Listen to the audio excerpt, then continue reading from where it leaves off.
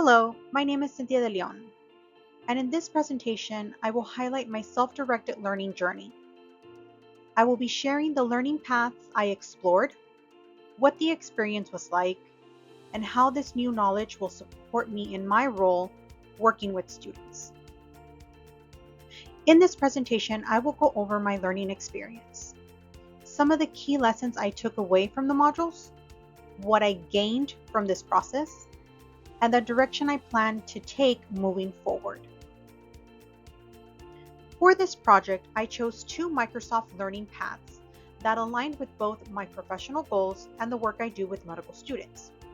I selected Master Microsoft Teams for any learning environment to strengthen my skills with digital tools that support communication and organization. Since Teams is widely used across educational and professional settings, I wanted to feel more confident navigating it and using its features effectively. I also chose the path on creating classroom communities using social and emotional practices because SEL strategies are incredibly valuable in advising.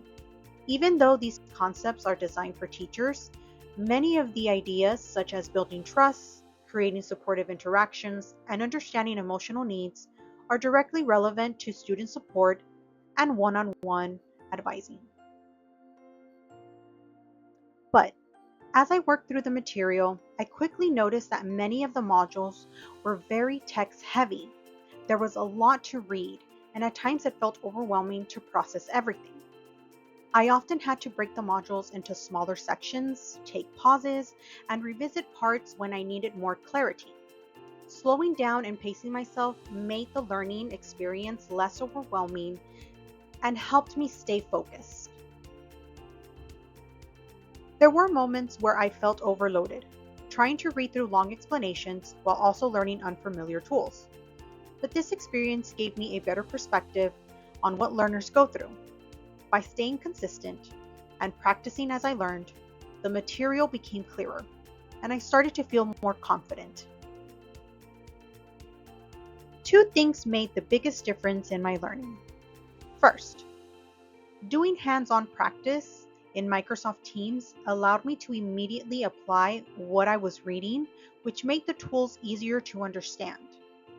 Second, exploring SEL strategies helped me see how emotional support and communication practices can be used in advising. These strategies gave me new ways to connect with students and create a more supportive environment. One of my biggest lessons learned is the importance of clear digital organization. Medical students juggle heavy workloads, so simplifying how information is presented can reduce stress. I also learned that SEL practices are essential when working with overwhelmed students. Checking in with them, validating their challenges, and offering emotional support can truly make a difference.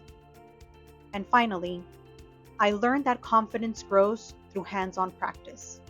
Reading about tools is helpful, but actively using them is what builds understanding. Overall, this experience helped me increase my confidence using Microsoft Teams and develop stronger digital organizational skills. I also gained a better understanding of how SEL practices can be incorporated into advising sessions to support students academically and emotionally.